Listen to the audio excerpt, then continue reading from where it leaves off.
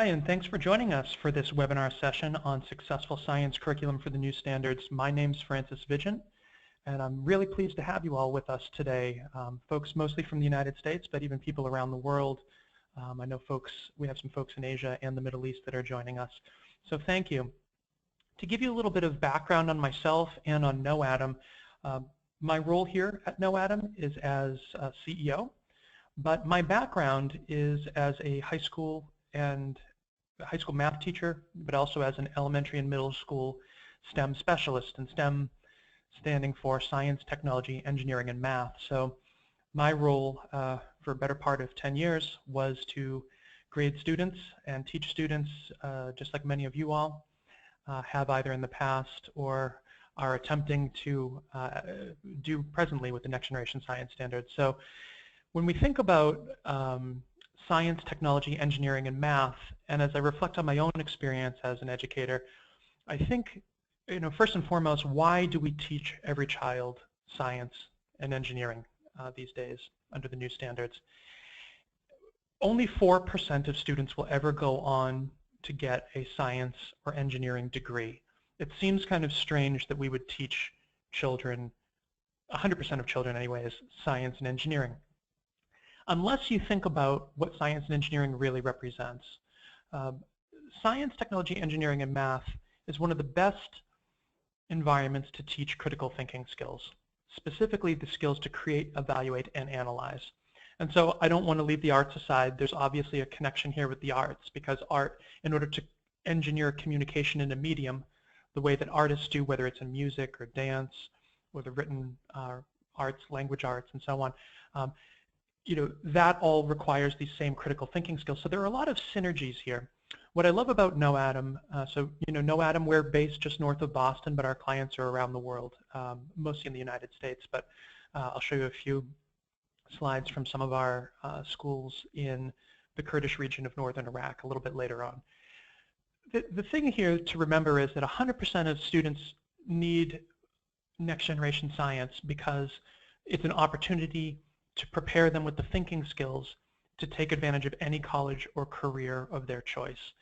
And more and more in an information society, students are in a role where they're going to be supporting STEM industry in some way, whether it's as a salesperson, whether it's as a floor manager, a technical assembly type person.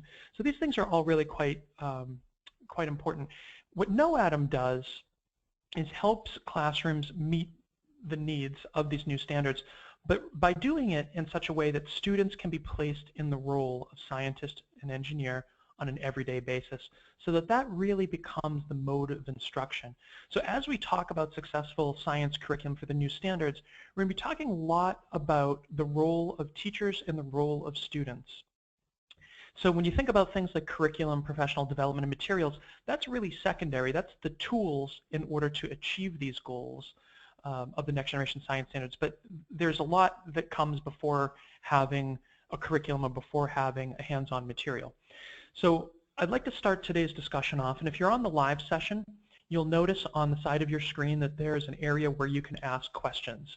I would be very happy to take questions at the end, but if you come across a question during the session, please drop it in there because I may be able to answer it as we go. So I'll try to save about 15 minutes at the end for questions. I'll also provide some email contact addresses if you have additional questions or your team has questions. So the agenda here really is to kind of start with the standards themselves and look at the differences between teaching and learning under the new standards as opposed to previous standards. Thinking specifically about the next generation classroom experience, what it means to have full inquiry in a next generation classroom, and then take a look at specific resource examples showing how it all comes together from both a student's perspective and a teacher's perspective. And I have some data that I can show you how suburban, urban, and rural schools have done using KnowAtom. And so I'll take that at the end. Just before questions, I'll give you some 5 key areas to look at when you are assessing not only the inquiry environment, but also STEM tasks. Because I think a lot of people are under the impression that the next generation science standards are not significantly different than what they've previously been teaching or been doing. And the reality is that the next generation science standards change why we teach science. And fundamentally, we no longer teach science to children so that they will know all of the facts of what scientists have discovered or engineers have developed, but instead we're teaching students to go beyond the facts, to be able to develop and use them with skills in order to perform the expectations of a scientist or of an engineer. So the first point I really want to drive home here for you is the next generation science standards. The standards themselves are in fact performance expectations, and they define the minimum independent performance of a student with proficiency. So just to unpack that a little bit, what that means is that students are going to be expected to perform the standard, not recall it the way that you would a definition or a fact. That means that these standards apply in many different contexts, and they also connect with each other because they're actually a system of standards. Okay? They are supported in 3 dimensions. The first dimension is those science and engineering practice skills. So the science and engineering practices as the first dimension of these standards is that, first and foremost, major shift towards students developing skills which they can use to develop and use the content. Okay, so think of the skills as skills specific to the discipline, and I'll show you a list of those in a second. Students are not only performing the skills and using them to engage as scientists and engineers, but they're using those skills to develop the content itself. And the content dimension of these performance expectations is called the disciplinary core ideas. And the type of content that is within the next generation science standards is not, look at the picture and identify which is a sedimentary rock, or being able to say that rocks are formed in a rock cycle. Understanding disciplinary core ideas means that students understand things like organisms are part of not only food chains and food webs, but in fact make up part of complex ecosystems. And students are able to use their skills and that knowledge to be able to analyze and evaluate not only the claims of others, but the world around them. And that is absolutely vital and key to anything being aligned and actually being a next generation aligned. The third dimension of these next generation science standards are the cross-cutting concepts. Now the cross-cutting concepts require that students understand the relationship between concepts and that it's dynamic, and specifically that it has a system type relationship. So there are, for instance, cause and effect relationships, cycles, inputs and outputs, that changing one variable impacts the entire system. So back to that ecosystem kind of idea. Okay? If you were to increase the number of frogs, you're probably decreasing the number of flies in the environment, right? And eventually that's going to have a cause and effect relationship on the entire system, because when the fly population decreases, what becomes the food source for the frogs? And so that's where we would start to think about food chains and food webs. So something like that, just these little kind of examples, I want you to picture in that next generation inquiry classroom that curriculum, in order for it to be successful, needs to structure the classroom as an experience where students are actually engaging in the practices and using those practices to access the content, to develop it, and to use it in novel ways. So it's important that learning is authentic. So a lot of people have been focused on active learning, the 4 C's, communication, collaboration, and so on. But the next generation science standards really brings it all together, and I'll show you here. It's important when you look at the standards, though, that you do not look at them as tasks. The standards are not tasks. They just define the expectation for student performance. It does not say what a student will perform. So if you see something about ecosystems, it doesn't mean that a student is going to be asked to define an ecosystem. Or when you look at the evidence statement that that's a specific task, it's actually just one piece of what would be potentially a task, because the standards are not in isolation. So this is why you see the next generation science standards rendered this way with a performance expectation in 3-dimension boxes. Now this is a problem. When you think about teaching standards like this, which are performance expectations, it's not about a teacher's ability to perform the expectation. It's about the student's ability to perform it and to be able to pull on the elements of these 3 dimensions as they perform that expectation, because without proficiency in these 3 dimensions, performing that expectation is impossible. Okay?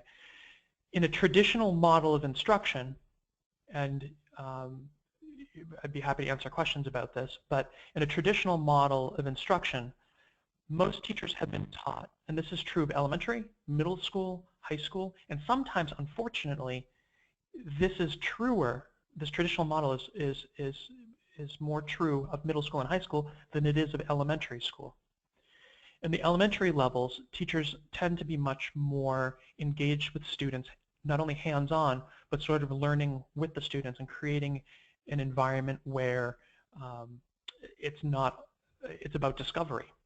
In a traditional model of instruction, though, unfortunately, most people have been taught that the teacher is the content expert and that the content flows through the teacher, and the teacher models those facts, demonstrates those phenomenon, explains what something is, essentially telling it to the student, and that student's job in the classroom is to try to absorb it all and then recall it, repeat it, or summarize it back to the teacher.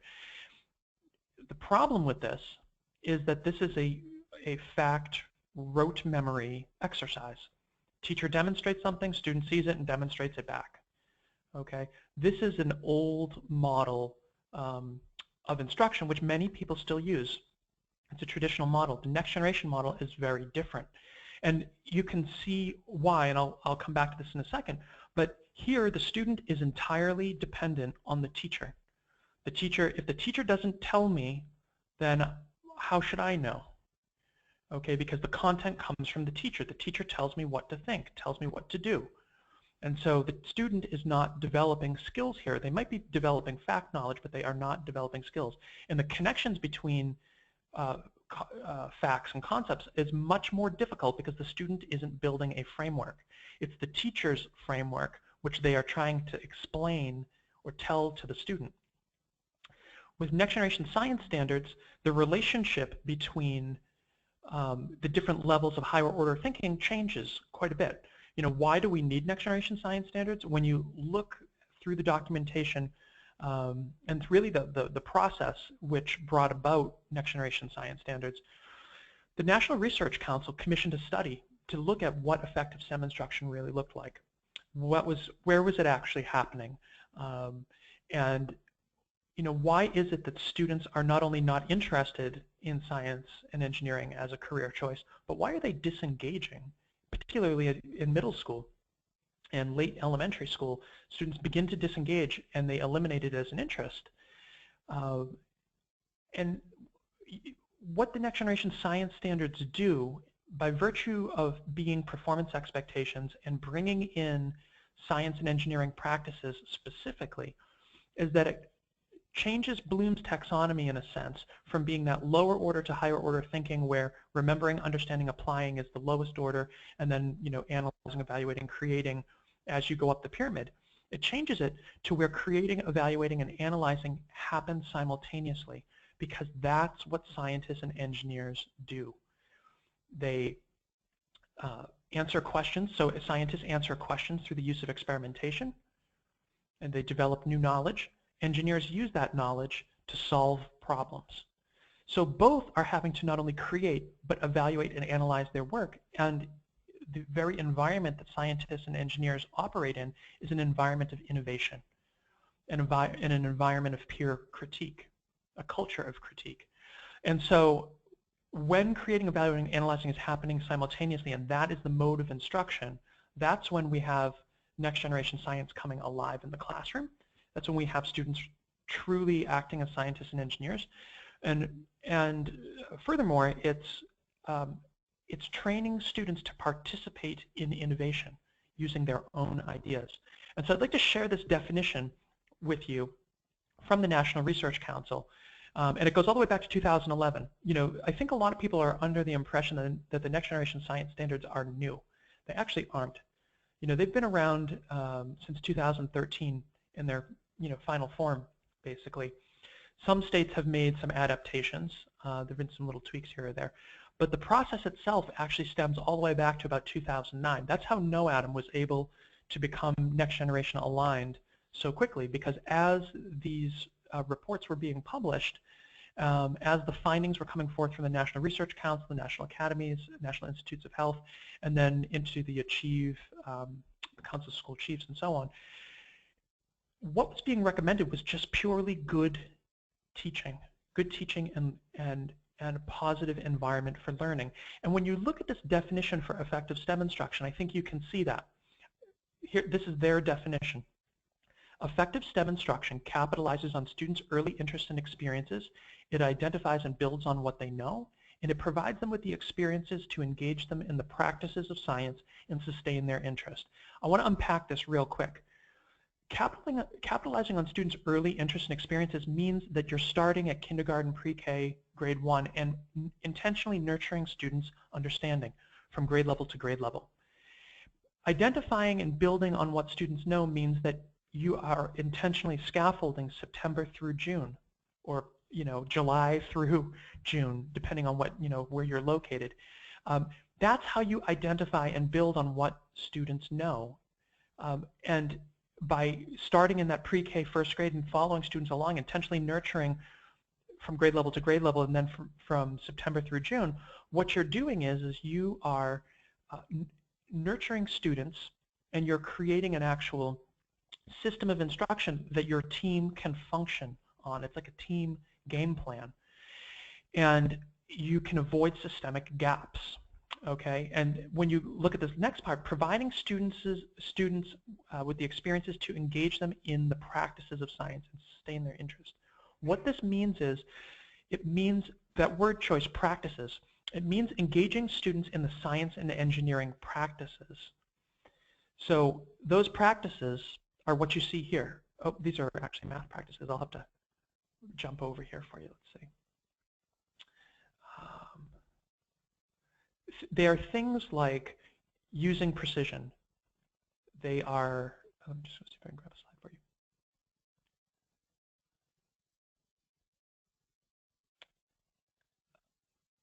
All right. Actually, I only have the math practices in here for you. I'll have to just pull them off from memory. So the use of precision, asking questions, identifying problems, gathering data, using evidence to support reasoning. These are all examples of next generation science practices. So what happens is, when you think about defining STEM instruction this way, engaging students in the practices of asking questions, defining problems, developing and using models, using precision, gathering data, analyzing data, all of these practices are something that is only authentic and only meaningful and purposeful if the students are doing it for themselves, as you see on the right, for the first time. Not what you see on the left, which is that traditional model where the teacher's having a great time here. She's going through what she had planned. She's showing it to the teachers. The students are doing their job, trying to take in every bit of that so they can then go do it for themselves. But they are not engaging here in that thought process the way that a scientist or engineer would, because the outcome is 100% known to them. They're just trying to follow directions. Over here, what's happening is the students have gone through some nonfiction reading, Socratic dialogue, and the class has come to a problem or a question, and now, in this case, they're acting as engineers. They don't know how to solve that problem. They have some available resources, but they're going to work together as partners, and they are going to use the practices of science. They are going to further define that problem. They're going to look at their available resources. They're going to come up with a model for how they might solve this, make a diagram, build it, test it, gather the data, and then come to their own evidence-based conclusion as a result of that. And that will be unique to their team. They'll have to agree as partners, but they're going to have a different approach than everybody else in the room. That's very different. On the left, these students will have all done exactly the same thing, and if they didn't, they will be chastised for it. Okay, they'll be marked down. So a next generation model of instruction is very different than what you see in a traditional model. Just notice how the relationship between the teacher, the student, and the content is very different. The role of the teacher in a next generation inquiry model is to act as coach, to gradually adjust the supports for the students, to help them understand how to engage appropriately, to ask probing questions, to redirect and monitor. That's what's happening. The teacher's role is absolutely vital. Next generation science standards actually raises the importance of a teacher to a new high. The idea that something can be next generation aligned and really effective as an electronic app for science is farcical under next generation science standards. The idea that something can be next generation aligned and offer full inquiry as a make-by-picture type model, or as a workbook with questions, or as a textbook, is kind of a joke, because what you see here is that students in this bottom right are developing skills, and the job of the teacher here is to help the student access the content in those cross-cutting concepts, the disciplinary core ideas and those cross-cutting concepts, actually developing and using it with the skills that they've developed. And so this teacher is actually strengthening the connection, the direct connection between the student and their skills and the content and the phenomena of that content manifesting itself. So that's why the teacher's taking on much more of a coach's role, and the expectations of the student are very different. See, the student has to be able to develop and use the content, but not only that, they have to be able to demonstrate that they can solve problems and answer questions related to the content by using their skills, and to be able to identify system behavior and understand how that content interacts dynamically for themselves. So again, if you go back to that next generation model, and I don't want to belabor the point, you see here the student and this is the traditional model, the student and the content in direct connection. The traditional model, the student is isolated from the content because the teacher is in between. And the thing is, this is not to say that teachers who use the traditional model are bad teachers. This is what teachers are taught to do. It's actually a problem with educator preparation programs and mentorship programs. But it's changing under these new standards, and people who do not want to shift from a traditional model to a next generation model are going to struggle greatly. They're going to struggle because their students are going to fail to be able to perform the expectations of the standards themselves. And the thing is that it doesn't have to just be a teacher here. We could put the word textbook. Content flows through the textbook, and the student memorizes everything in the textbook and recalls it. We could put brain pop in there. Okay, we watch the little thing on the screen, and students absorb it all, and they can, kind of chatter back what the cartoon said. Or Khan Academy, the answer, so on. These are sort of one-off supplement type, traditional type solutions. When you think about a next generation inquiry environment, what has to happen is that classroom has to come alive as as a lab, really. And that's true for first graders, it's true for fifth graders, eighth graders, or 12th graders. Okay, and unfortunately, I think most people think science labs high school. Well, science labs are something that have value for students of all ages, and it's not just the lab, it's actually the planning. It's actually that intellectual process that students have to go through. And since we have the math practices up here, the science and engineering practices tie directly to Common Core math practices. So when you see things like making sense of problems, persevering and solving them, reasoning abstractly, constructing viable arguments, modeling with math, attending to precision, making use of structure, and so on, all of these Common Core math practices directly apply to students being successful in a next generation inquiry classroom. Okay, so I kind of alluded to it earlier, but under next generation science standards, the science, engineering, technology, math, and scientific knowledge form a kind of cycle.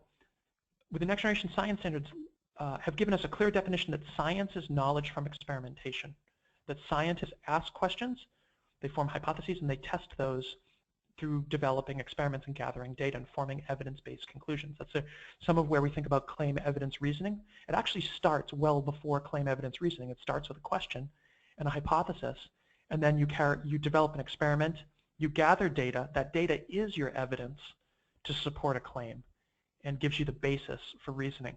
So it goes beyond just that ELA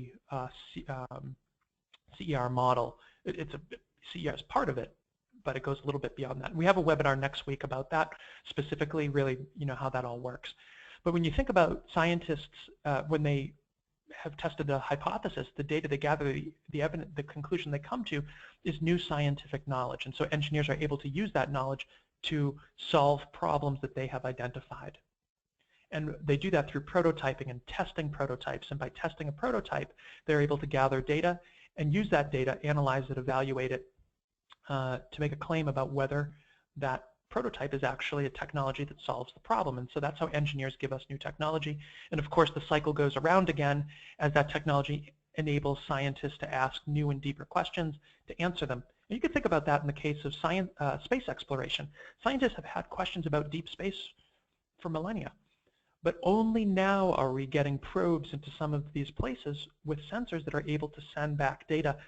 And that's thanks to the engineering of engineers developing the technology, which is enabling scientists to answer those questions. You see math in the center of it all because math is a tool for communication and quantifying and analyzing and being able to communicate, really, findings. So what I've just talked about really is the foundation of the standards themselves. Curriculum, the difference between standards and curriculum is the foundation, standards is the foundation for curriculum development. Curriculum is the context where students actually develop and use multiple standards in 3 dimensions. It's not a single sheet of vocab words.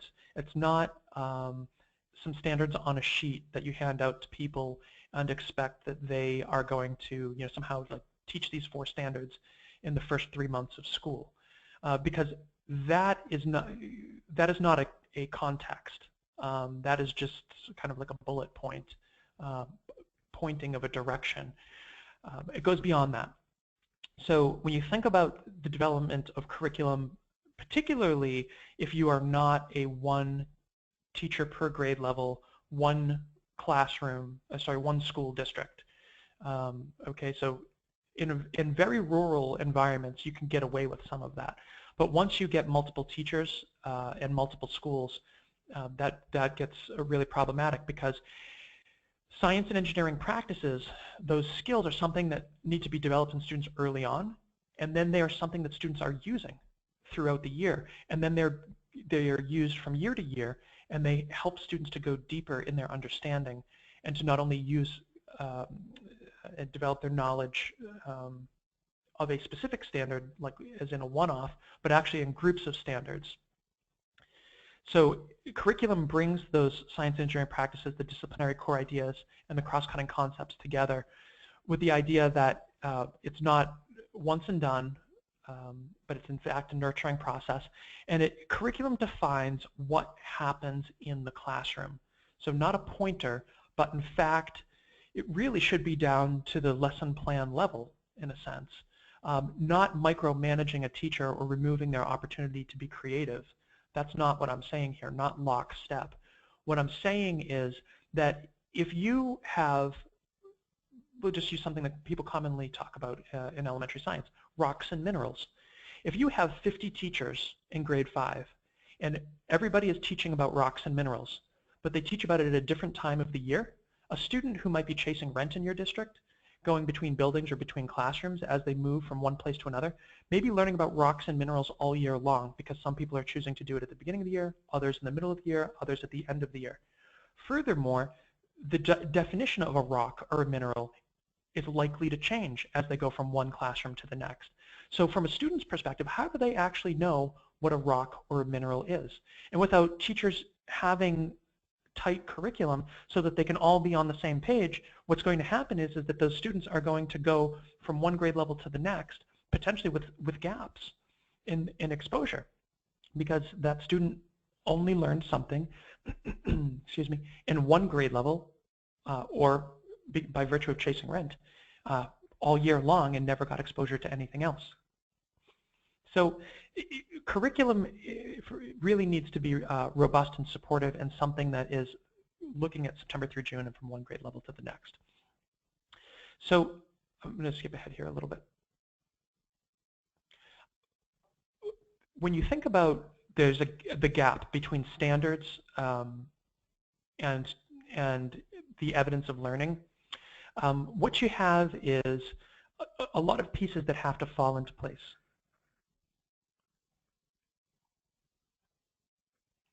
Essentially, the standards give direction to the district's curriculum. That curriculum's job is to help define the student's experience in the classroom, so that if that student is new to your district, if they are chasing rent and ending up in different buildings, or whatever, that student has a high quality experience no matter what classroom they end up in your district.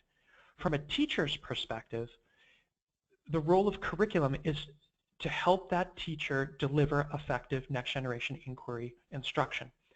So it supports the teacher with background, with the vocabulary, with the prompts for Socratic dialogue. It supports them with the actual visuals that they need, with the hands-on materials, because fundamentally, if any of those things are missing, then that's an opportunity for failure. Not necessarily failure on the part of the teacher, but really failure on part of the school or the district. Because, you know, should a district rely on teachers to spend their own money to get resources? If a teacher chooses not to spend their own money buying Q-tips for something, does that mean that a student you know, should have an inadequate lesson, or should something be skipped? So you have to keep that in mind. The district's curriculum really needs to be robust, not this, you know, few-page thing. But the student experience, let's go a step further. The purpose of the student experience is to engage students in learning, right? It's not about arts and crafts. It's not about making things explode, or crashing things together, or making things aesthetically pleasing. What it's about engaging students in the science and engineering practices so that they develop and use that content in order to answer questions and solve problems. And the way that you are able to see that is in the evidence of the learning. So when you look at things like the evidence statements that are part of the Next Generation Science Standards, these are the observable features of student performance. So by the end of that grade level, you should be able to observe a student performing the expectation in a novel context, something that's not the result of direct instruction, and pulling all of these parts together. So if you look at a standard like this is a 5th grade life science standard. Develop a model. So a student who has reached proficiency is able to demonstrate their understanding by developing a model to describe the movement of matter among plants, animals, decomposers, and the environment. So how do we know when a student is doing that? Well, we can observe that students are developing a model to describe the phenomena that includes movement of matter in an ecosystem, and they are identifying these relevant components, that it's not only matter, but it's plants, it's animals, that we see decomposers in the environment, and we understand the relationships between each piece of these, and that there are examples. For instance, you know, the grass is an example of plant. The you know, the insect is an example of an animal. That all of this is an example of matter, and when something like the fish gets eaten or half eaten, then its matter is recycled into the environment by the fungus or the bacteria that's in the pond. And that's how this environment comes together in its entirety. And just through what I'm discussing with you, you can see I've already gotten into the evidence part 2 of this. Students are describing the relationships among the components that are relevant, right? When you think about a food chain or a food web, that's a relevant relationship that relates matter in terms of plants, animals, decomposers, and the environment, and how you have, in essence, you know, primary, secondary consumers and producers and so on, decomposers. And then the connections that you see here in 3, students using that model to describe.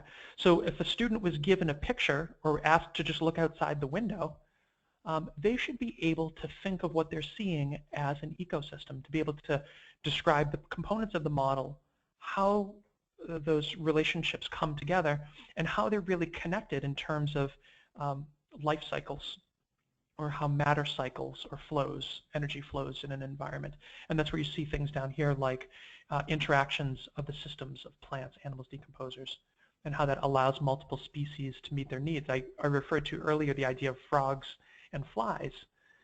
You see down here in 3, newly introduced species can affect the balance of interactions in a system. You know, what happens if we introduce a different type of frog? Perhaps a frog that eats both frogs and flies. Or if we introduce a species that also eats flies, but which doesn't eat frogs and which frogs don't eat. So if you have, you know, Venus flytraps and frogs competing for flies, then that's, you know, there's going to become an equilibrium, and they're going to compete for resources.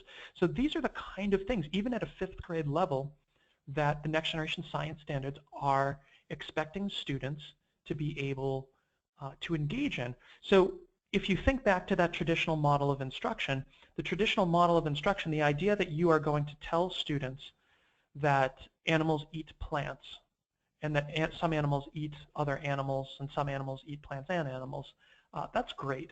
You know, that's an old traditional model way of doing things. Students are going to get that knowledge. But you know what? There's a more effective way to go about that.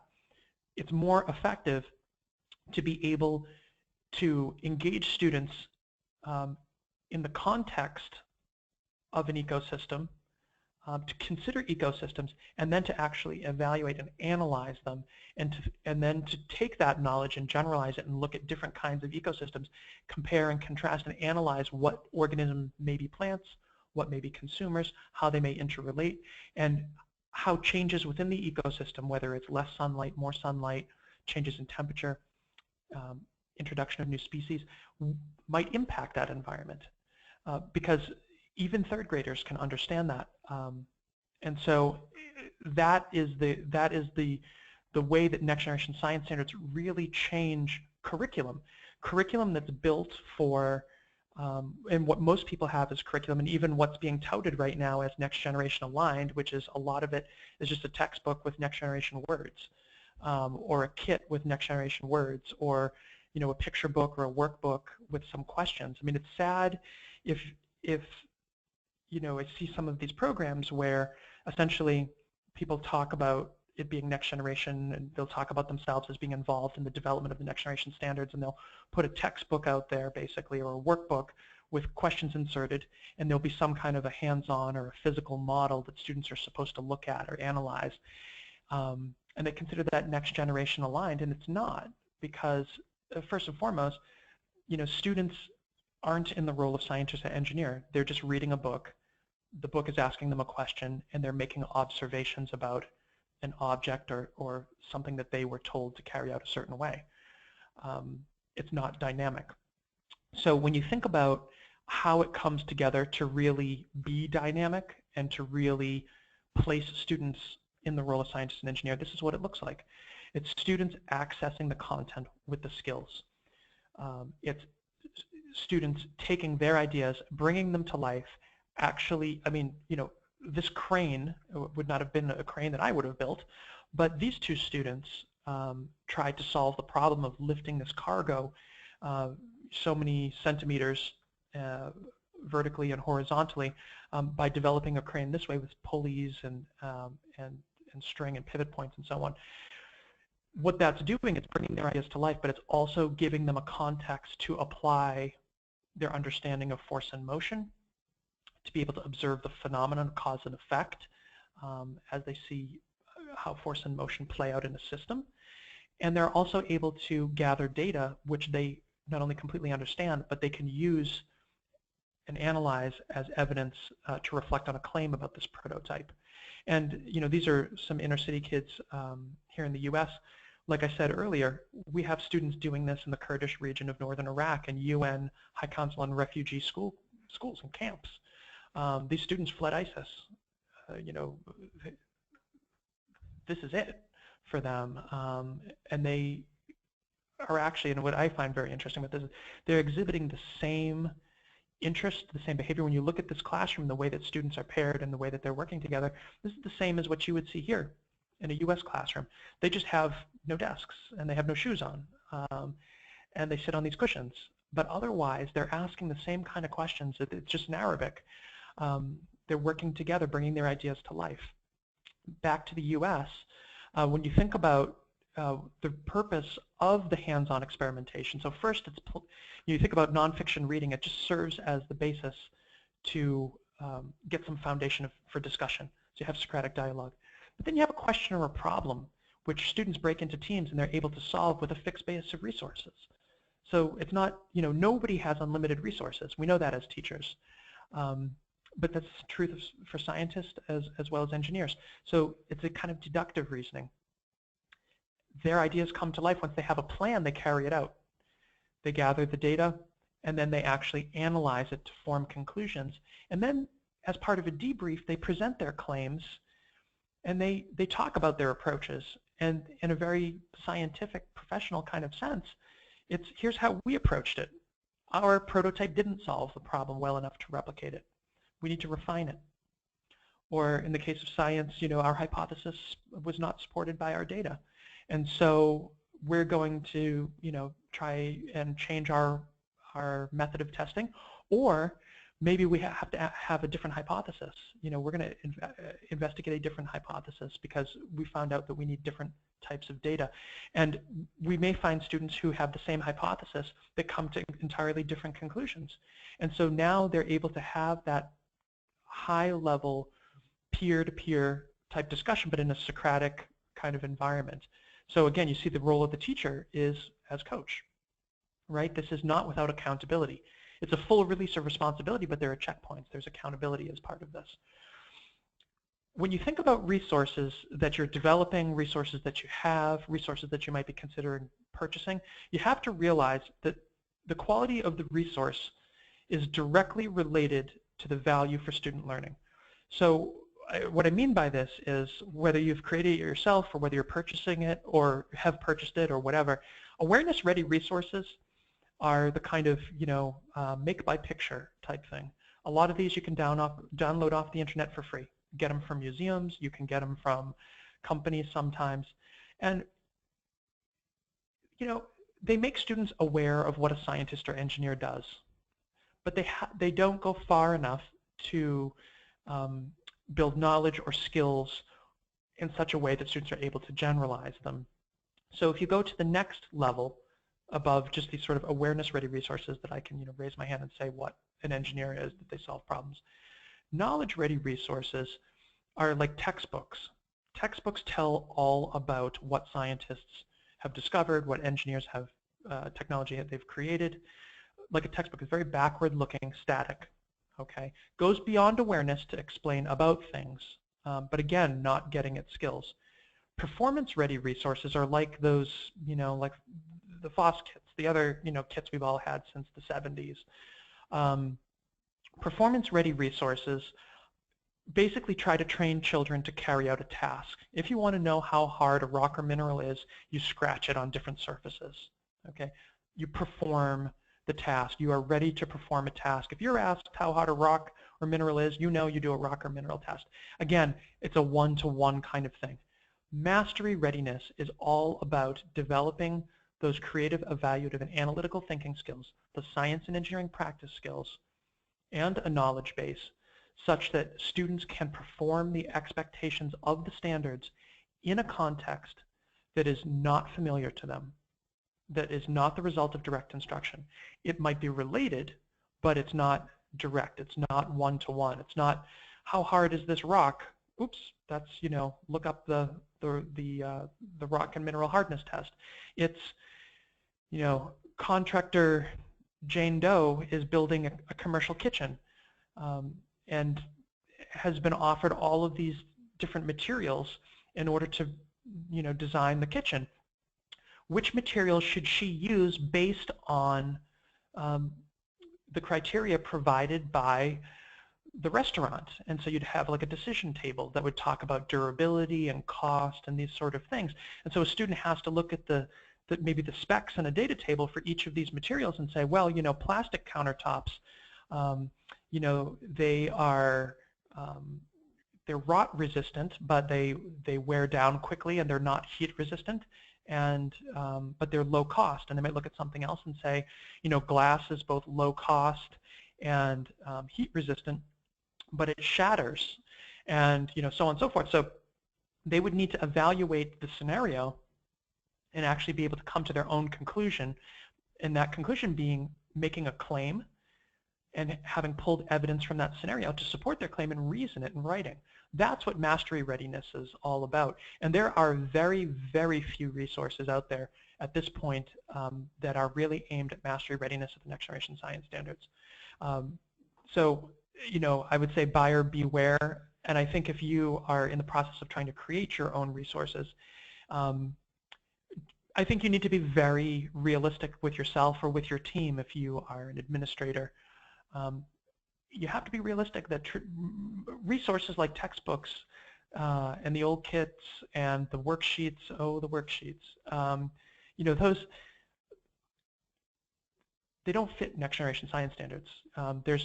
Worksheets do not require students to engage in the scientific process or the engineering design process. They don't require a student to be able to follow a question that they, have sort of defined and engaged themselves all the way to an evidence-based conclusion under their own steam.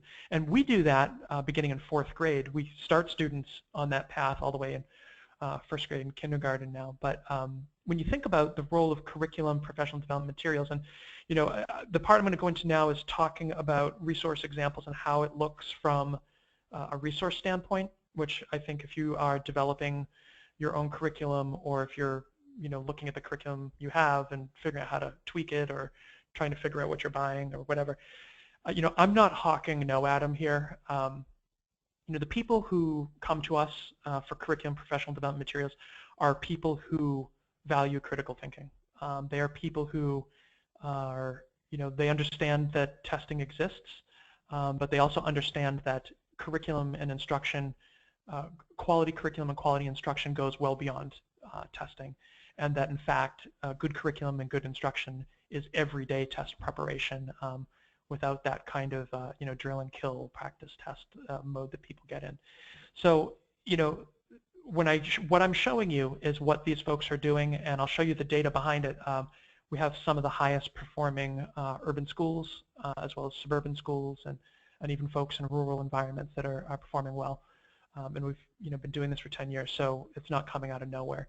So curriculum is that structure for the teacher that we talked about, right? That brings the standards to life, provides support for that next generation inquiry environment.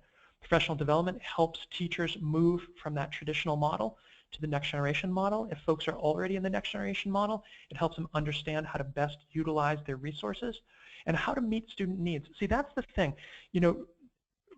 Unfortunately, I think a byproduct of ed reform has been partially this idea that, I don't know, that you throw teachers into an environment where they build all their own curriculum, and then you end up with all teachers with entirely different curriculum. It's the kind of equivalent of saying to the teacher, build your own classroom. If we said to teachers, build your own classroom and use your own money to do that, we'd say, like, that's ridiculous, right? Because the classroom is just a space which a teacher uses, and it has to best utilize to meet student needs. Now, if they built their own, maybe they could design it a little differently and get the faucet or sink that they wished for, but put the outlets in the right place. So there might be some benefits to that, but who has the time? And in order to be both a teacher and a builder, these are kind of different skill sets. When it comes to curriculum for it to be something that's tight, district-wide, that it's something that is survives beyond any one individual over time, so that new teachers can link up. Veteran teachers are supported, new teachers are supported, everybody's on the same page. That's a very specific skill set, and it's something that takes refinement. And it's an unfair thing, especially to put on teachers with their own time and money. And that's where materials comes into it. But the 3 pieces are vital to supporting that STEM learning environment. It starts with, and I'll show you the example of ours, scaffold summaries. The idea of how is it that units are going to intentionally nurture students from September through June and from one grade level to the next. So that's what you see here. And you see those, and this might come to a surprise to people, as a surprise to people who don't know the next generation science standards or aren't aware of how peak alignment criteria really recommend that curriculum be created. And I recommend you look at that, PEEC, peak curriculum evaluation criteria, and also EQUIP rubrics for science. Basically, standards aren't taught in isolation. And the thing is that where you see in the next generation science standards what's called grade-specific standards, they aren't grade-specific in the sense that that's the only grade that you teach those standards in.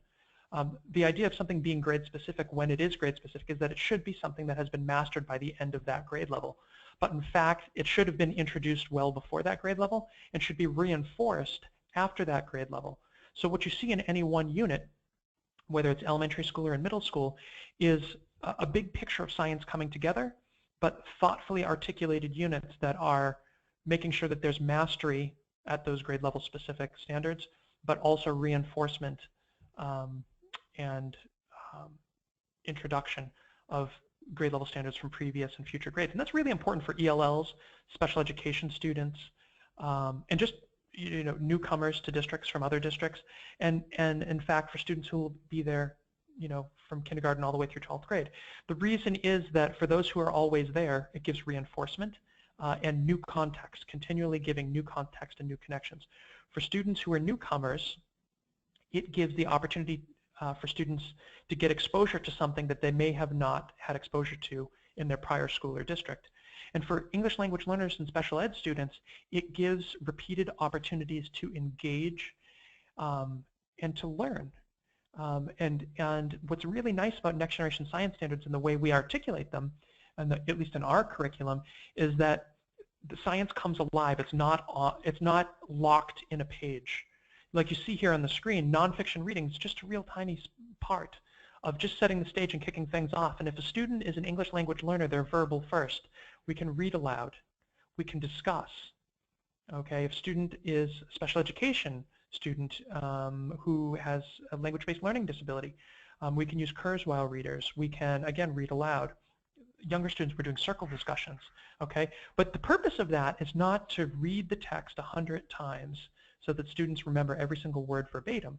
The idea is to set the foundation for Socratic dialogue where we can ask higher order questions that require students to consider that reading in their own personal lives and their community environment, and with that, be able to make concept to concept, concept to self, and concept to world connections. And that gives us a springboard, and that's where we go into breaking into student teams around a problem or question where students take on that role of scientist or engineer. They take what they've discussed, the facts and the context and their personal connection and their ideas and their partner's ideas, and they actually plan out an investigation. And by planning that investigation, they have purpose for carrying out something hands-on. They made a plan, now they carry out their plan, and that's what gives them authentic data, which they can use to reflect back on their idea. And that's how they form these evidence-based conclusions, right? The claim evidence reasoning, that's where it comes from, but it starts before the claim. It starts actually at the question that we came to after our Socratic dialogue that we broke into our teams and planned to investigate, and the data and really test the hypothesis. We'll talk about science here. Test that hypothesis and so on. So that's why you see students, and then of course in conclusions we do that debrief we talked about. So that's why you see in classroom students reading a bit, and then having that Socratic dialogue to activate learning, planning their investigations. And by the way, all of this is bringing ELA and Math Common Core together. It's hitting the goals of those Common Core technical ELA standards, the nonfiction reading, the writing, the communication standards. On the math side, it's using all of those Common Core math practices, but we're also getting all the data collection. But students are basically developing and living out their own word problems in a lot of ways, okay, as they're planning, carrying out their plans, analyzing, and so on. And this is what a fifth grader's plan might look like, following a scientific process. Now, I mentioned scientific process. Some people might call this the scientific method, engineering design process. Some might call it engineering method. I just want to pause here to say that process is vital. But to use process does not mean that you're saying science and engineering are linear. Science and engineering are entirely non-linear. Process is just a logical, it's just logic, basically. How do you go from a question to an evidence-based conclusion using the tools of logic? Okay, and the thing is that the tools of logic are like and these processes are like a single step forward. And what you learn as you come to that conclusion by virtue of analyzing and evaluating what you've created causes you to pivot and then ask a new question, or perhaps reposition your hypothesis, or try a new approach, refining your prototype as an engineer. So that's where, if you think about somebody walking or running, we always are stepping forward, right? But we don't walk or run in straight lines. It's all nonlinear. Why? Because from one step to the next, we're constantly pivoting, almost subconsciously. And that is a key part of the skill set, and needs to be a key part of successful curriculum. And I'll show you what some of this data looks like going all the way back to 2008 and 2009. This is one of our schools in New Hampshire. And you can see they were performing 20% over the first, this is a fourth grade score, so that's why there's a 4 in front of it. But they're performing 20% over the state average, and in fact, a particular district became #1 in the state, and that year New Hampshire was #1 in the country on the NAEP national assessments, so for science.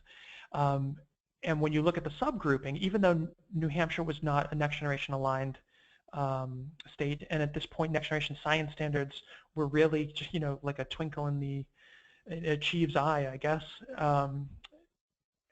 The methodology and a lot of the discussion around the early reports that were coming out from the Carnegie Corporation and others, as we were incorporating that in our curriculum, you can see how in purple and in yellow, these were our scores versus the state averages in pink and in teal, how far above we were able to get in successive years, particularly in inquiry and even in areas of life science and such. But if you look at some more recent statistics, here's an environment, an urban elementary school where 72% of the students are low income, 75% high needs, 35% are ELLs, English language learners, and 65% are free lunch. Over the course of 2.5 years, they added 51 points to their advanced and proficient scoring students. And the state average, and this is in Massachusetts, the state average is only 50%.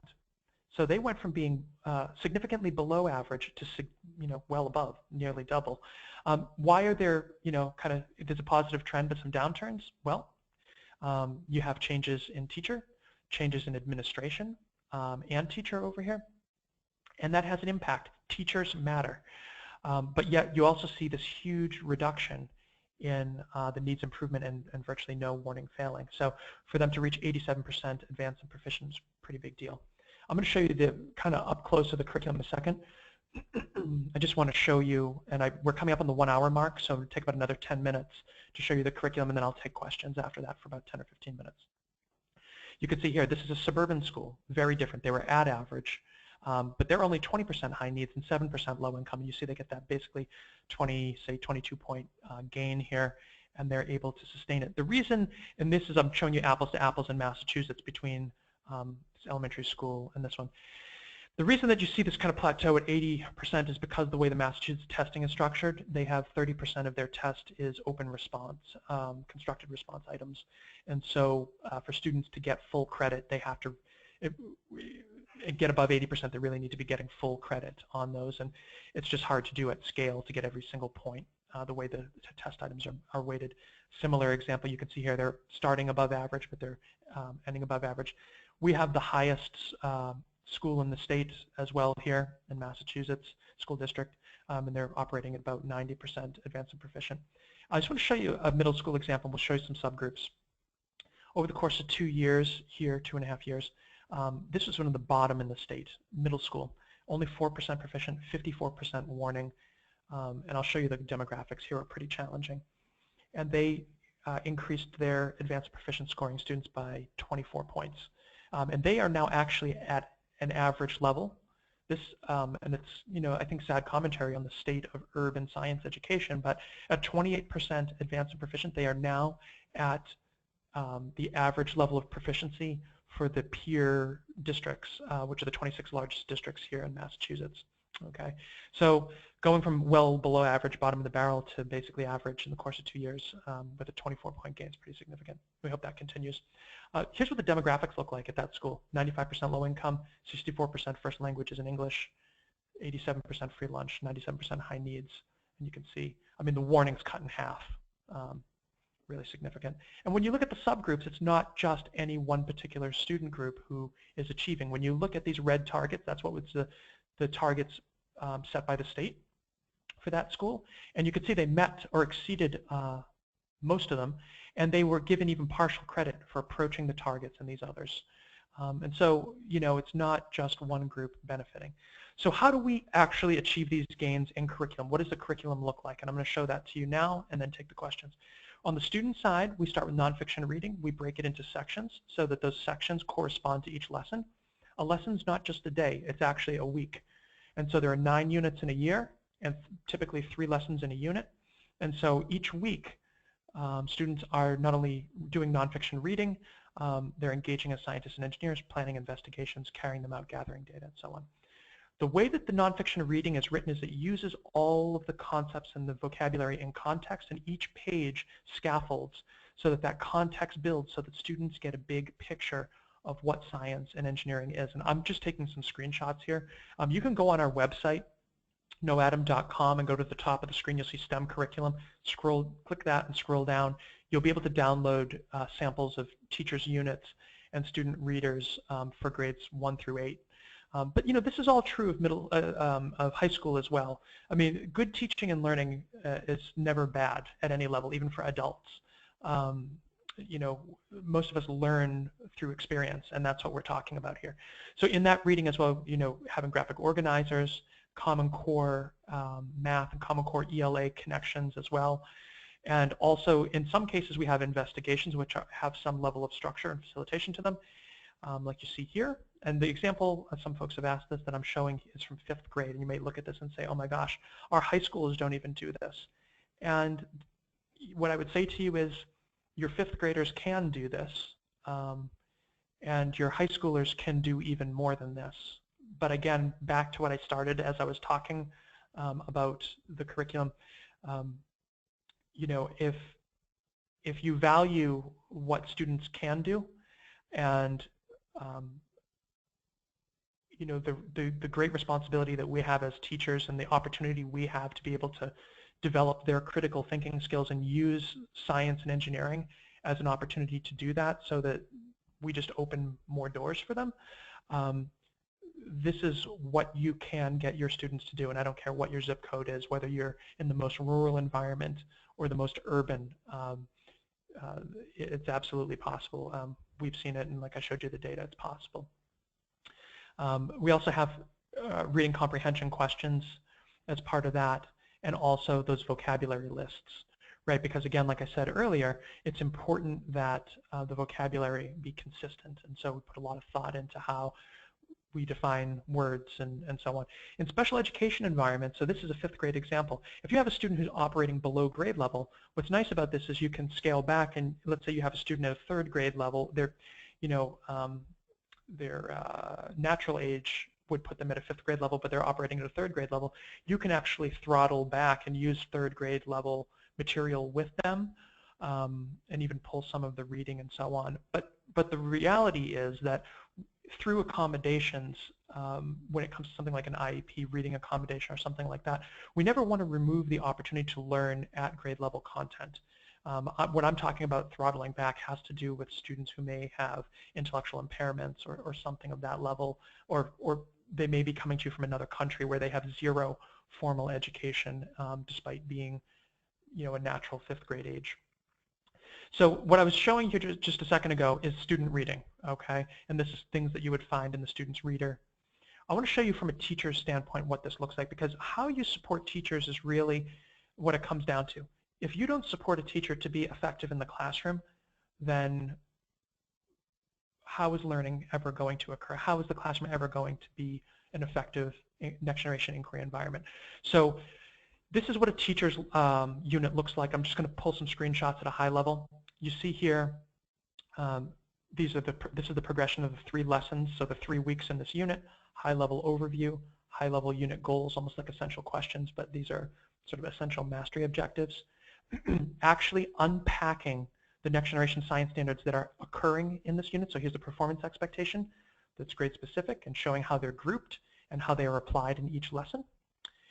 Okay, and we're showing where they're coming from. We're showing their dimension. So when you see orange, it's those disciplinary core ideas. When you're seeing green, those are the cross-cutting concepts.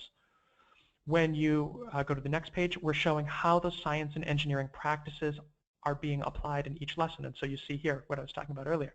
Asking questions and defining problems, developing and using models, planning and carrying out investigations, analyzing and interpreting data, and so on. We're explaining how this is happening in lesson 1, how it's happening in lesson 2, how it's happening in lesson 3.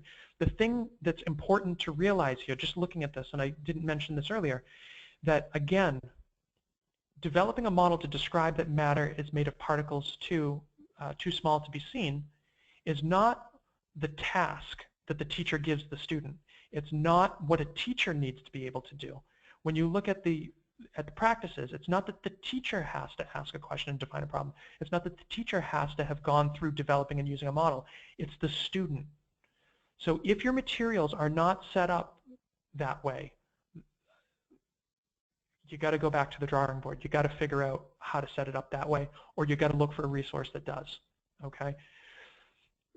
Once you get past kind of looking at the standards and how, unpacking it for the teacher, the vocabulary that's in that student's reading has to be part of the teacher's component. So that's what we have here. The same vocabulary, the same definitions that were in the student's reader are now in the teacher's component, so that they see and can have knowledge of exactly what the student's understanding is of cause and effect or chemical reaction. Now, going beyond that, you see in the next section, we have support for teacher background. You have to realize, and I don't care if we're talking about elementary teachers, middle school teachers, or high school teachers. At elementary level, typically teachers are generalists. They are charged with teaching all disciplines. They may have had a science course in college. It might have been their favorite thing. It may not have been their favorite thing. No matter what, they have to teach science and engineering effectively. And for them to be able to have a quality, higher order discussion with students, a Socratic discussion, they need to know more than just the vocabulary. They need to understand at an adult's level how the vocabulary and concepts come together. So what we do is we take the content that's in the student's reader and we bring it up to an adult's level and we offer that to the teachers so that they have all the way along some professional development on the content. Now, I mentioned elementary teachers. This isn't just about elementary teachers, it's about middle school and high school teachers too, because you know what? A lot of these folks have only been teaching earth science all year for 15 years, or only teaching physics for 15 years. When you think about next generation science standards, you need to think about an integrated model, because physics and earth science do not exist in isolation from one another. In fact, the physics of things like asteroids hitting Earth or other planets affect landforms and affect the actual Earth itself, its surface, and affect celestial bodies and transfer of energy and so on. And when you think about that, you can think about how Earth actually allows for life and the characteristics of life. And so life science is actually connected. So supporting teachers' background knowledge and getting away from a model where people teach 3 units a year and it's rocks and minerals, butterflies and electricity is really, really important, because when you view curriculum that way, that's not scaffolding. That is not helping students make the connections so that they really get the big picture of science and engineering.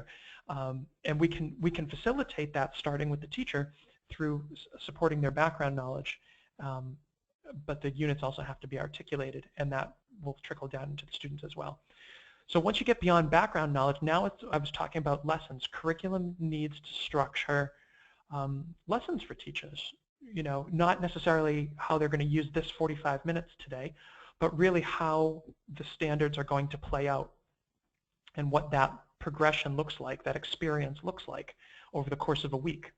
And teachers choose how they chunk that and what they bring to it as well. But you can see here, lesson 1, here's the objective. These are the materials, both consumable and non-consumable, that KnowAtom is providing. These are the teacher preparation notes. And again, not asking teachers to send notes home for bottles or cut things up, but in fact prompting them to remember to grab their visuals, that they're going to need some blank data tables, and they might need some warm water, who knows. And we help them also, when you think about materials management, that's a big key piece of this. Releasing responsibility fully to students means trusting them. And one of the greatest enemies of shifting from a traditional model of instruction to a next generation model of instruction is release of control. Giving up control to students, trusting them to actually behave as scientists and engineers, to actually engage as scientists and engineers. Trust is a powerful thing. It's very empowering for students. It's true for teachers too. When we trust teachers, we empower them and they're able to do amazing things. What we're doing here is we're helping the new teacher, or even the teacher who may have some trepidation about how to organize materials in the classroom, know how to set up stations so that when students have their plans together, they can actually go and pick those up. Helpful notes as well. We set that teacher up even with videos to be able to learn how to hold a next generation Socratic dialogue.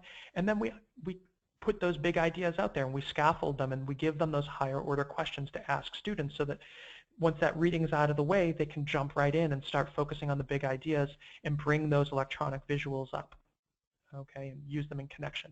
And so when we talk about higher order questions, just because a question starts with how or why doesn't mean it's a higher order question. So that's part of this too, unit construction. How could scientists use sound to catch fish? That requires students to create as they respond to that. How? Taking what they know, thinking of some way that a scientist could use sound to catch fish. Maybe playing a sound and feeding the fish and doing that over and over, and then just playing the sound and dropping a net. Okay.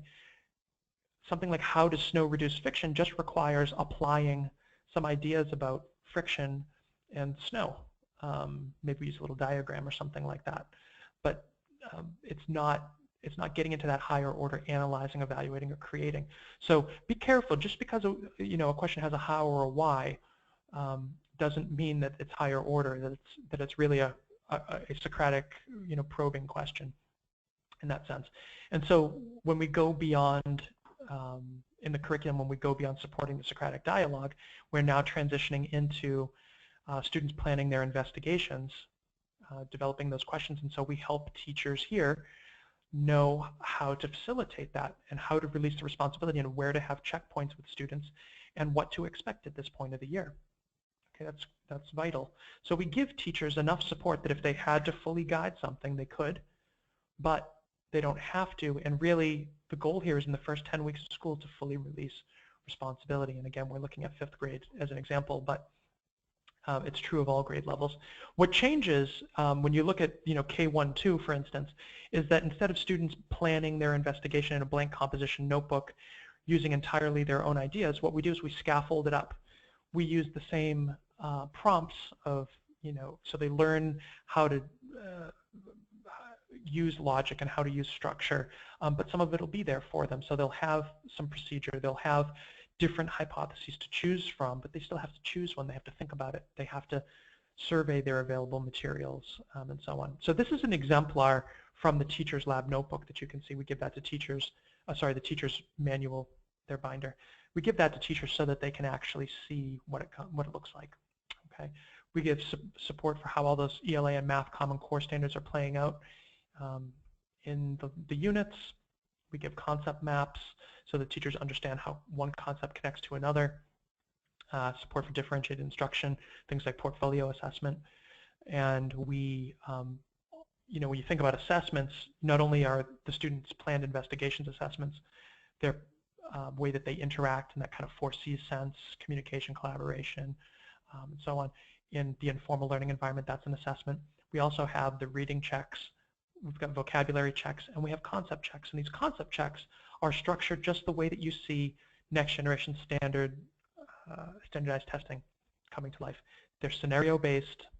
It's not the result of direct instruction. It requires the student to generalize what they've learned and then to synthesize by analyzing the situation, applying it, analyzing the situation, and answering a series of questions which tease out different elements of those that standard of those 3 dimensions. And of course, in order to support that on a teacher's side, you need really robust answer keys. Okay, so with that said, I'm going to grab questions. I know that there are a bunch of questions in here. I'll give you a second to drop questions in. I said that at the very end I would also give you kind of 5 things to look for, so while those questions are coming in, and I'll do my best to kind of aggregate these and be direct. But nonetheless, 5 key things to look for when analyzing STEM tasks, and you could actually generalize this to things that people might consider part of their STEM curriculum. Number 1, first and foremost, is a clearly connected purpose, that students are answering a scientific question or solving an engineering problem on their own. And I was mentioning at the K1-2 level, this is a 3rd grade template that you see over here on the right. So you can see there's some structure. It's not a complete blank composition notebook where students are creating everything on their own from scratch. Okay? And in order for a student to be able to do that, the curriculum has to scaffold and actually build that that capacity into students. So I don't want you to get the impression either that you should expect students to just walk in and know everything, because they don't. That's the role, too, of curriculum. When you think about how we get students to proficiency, really there needs to be this 90% reliance on students. There needs to be a full release of responsibility for creating, evaluating, and analyzing. That's true of the discussion, Socratic dialogue. That's true of the planning. That's true of carrying out an investigation. If a teacher is showing the students what to do and then the students are just going and doing it, that's 90% reliance on a teacher. That's codependence. Okay, that's that traditional model. We don't want that. Okay, when you look at the 3rd thing here, engagement in 3 dimensions. Okay, so you're looking for resources that are complete, such that the concepts, the skills, and the relationships are coming together simultaneously in an environment which is articulated by the student. And I think that's the key part of this. Articulated by the student, not articulated by the picture, not articulated by the prompt of the question, not articulated by something that was written on the board and students are carrying out, or Xeroxed and students are carrying it out. Okay, coming from the student. And that's where that skillful teaching comes in. It's part of a year-long conversation. Okay, remember that I'm saying the 3 units a year, you know, that's a recipe for boredom. It's a recipe for not getting students access to all the standards that are necessary and the reinforcement that's necessary.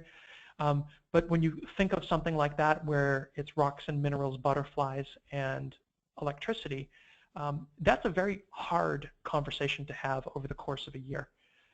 So having really thoughtfully articulated units, but then unit progressions within the grade and from grade to grade, creates the opportunity for educators to have a year-long conversation that helps that student's thinking and their connections to the content and the context to evolve. And that's why you saw things like concept maps and Socratic dialogue. Okay, and again, I think back to the traditional model, we can't have a list of standards that we quote cover, or quote go over, or quote talk about, or quote do. It's about being scientists and engineers. It's about grouping the standards, taking them out of isolation, and creating a context where students can experience them in the driver's seat and really see how they're connected. And that means grouping standards. And that really comes directly from peak alignment and equip rubrics. And you can, I suggest you look at that. Peak is PEEC. Okay. All right, enough from me. Let me look at some questions here. And I'll give you one of the questions in here is, where can I get these curriculum samples or so on? Here's some links for you while I'm looking through these.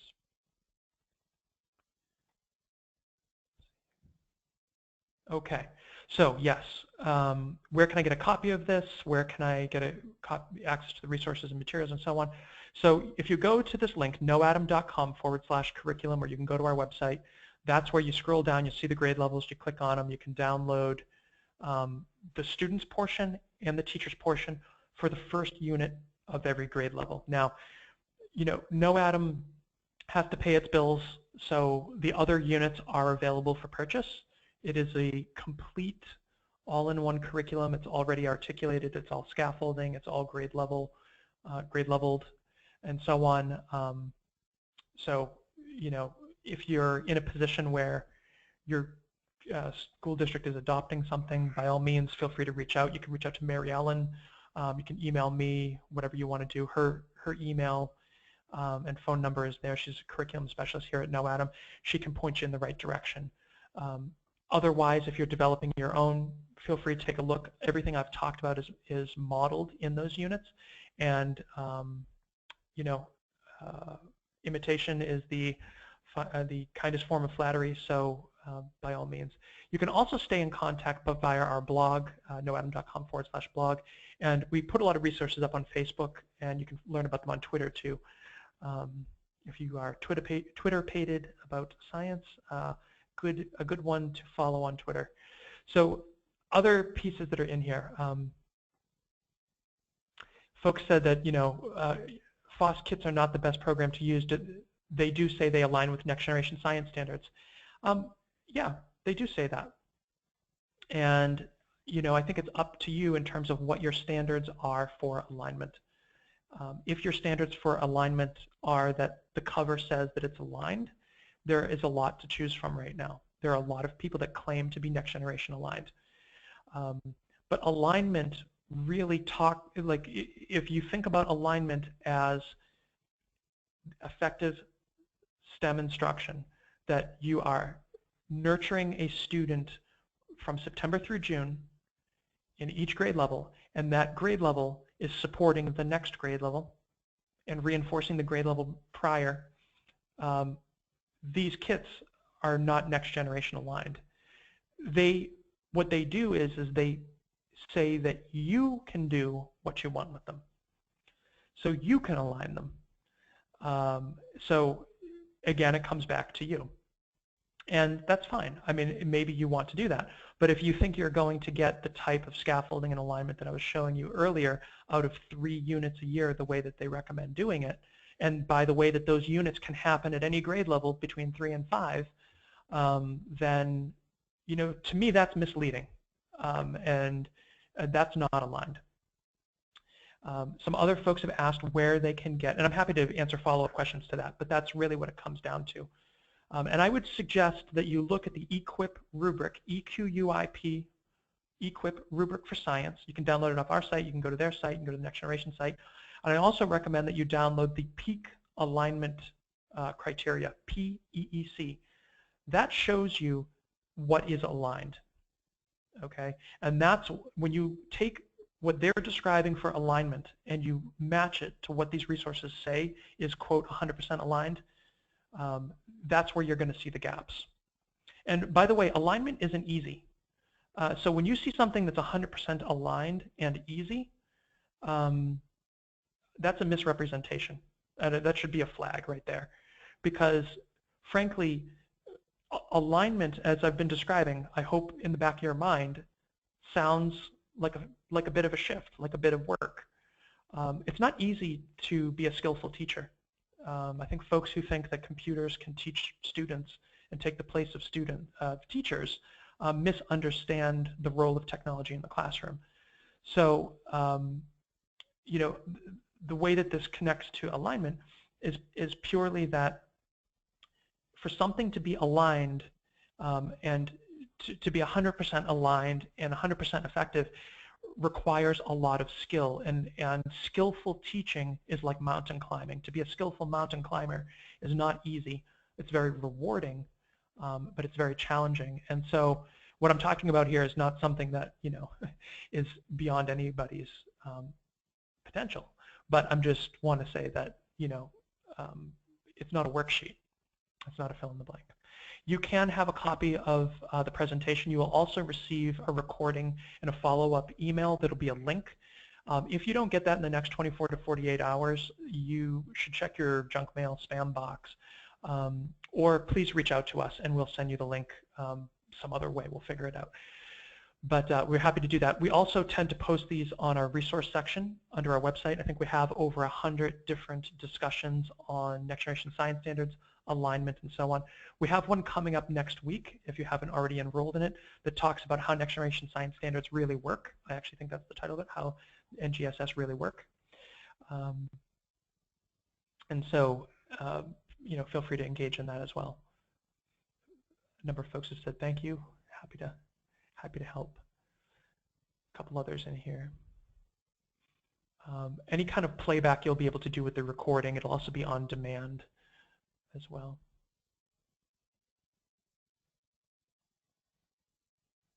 If you're looking where to get the actual evidence statements and the practices and so on, all you have to do is go to google.com, drop in Next Generation Science, or go to nextgenerationsciencestandards.org, I believe is the website. But if you want to reach out to us, go to our website, click Contact Us, or email Mary Ellen, and we'll send you a direct link to those. That's fine. Some folks have asked, what does Next Generation look like at the kindergarten level? So Next Generation, it's very appropriate. It's very grade level appropriate. There are very few standards at the kindergarten level, but what it looks like at the kindergarten level is really laying the foundations of discovery and of these skills. So the way that the science and engineering practices were sort of decided upon for the Next Generation Science Standards was that they would be appropriate and applicable at all grade levels, including kindergarten. So when you think of a student asking a question or defining a problem or developing a model, that's something that a kindergartner can do as well as an 8th grader. The difference is the depth and complexity, the number of variables that a kindergartner, that is age appropriate for a kindergartner to engage in versus an 8th grader or a 12th grader. And so the kind of questions that a kindergartner is going to ask related to the kindergarten performance expectations are going to be kindergarten-like questions. So you shouldn't be, please, if you're a kindergarten teacher, don't be intimidated by what you've seen.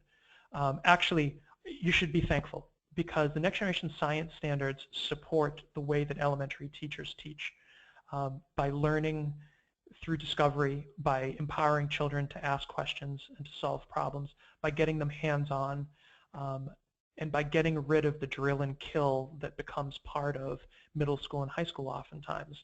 So, so those standards are, they're basic. They're around force and motion, a little bit of life science and weather.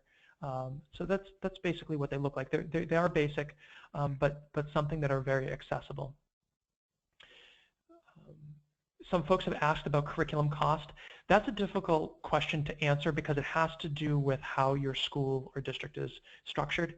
For instance, there are durable components which are reusable. There are consumable components which relate to how many students you have in a class or how many sections you teach. And that depends on how large your sections are and how many sections you teach. So if you do have questions around cost, please reach out. You can reply to an email, reach out to one of the email addresses that are here, reach out by phone, go to the Contact Us on our website, and we'll direct you to the right person. Someone mentioned that they're designing classroom assessments in a scenario format, and they're using PowerPoints with embedded videos and having students analyze claims about the presented phenomenon. They've been working with NGSS for 3 years. Does it sound like the right thing to be doing? It does sound like the right thing to be doing, but I don't know enough to say whether what you're doing is really an effective assessment, because in order for it to be an effective assessment, so there's a difference here, right? So one of the key I want to point out here about the assessment is that a lot of people, and unfortunately this I think is more true of urban environments than suburban environments or even rural environments. In rural environments, it's kind of a coin toss. So some people will approach science and what to teach by taking released items from the state's standardized test and trying to teach those to the children. So in essence, they take an assessment and they turn it into instruction. So if that's what you're talking about, I'd say please stop. That's the wrong direction to go in. You see, what you want to be doing in terms of assessment is you want to be creating a challenge for students. Kind of like if you ever look at an ocean waterway, maybe you've been on a cruise or maybe you've been on a boat somewhere in a lake or in a river, there are markers on both sides, okay? There are red and green markers, and your job as a boater is to stay between those markers because that's where the channel is. You can go all over the place, but you should stay between those markers.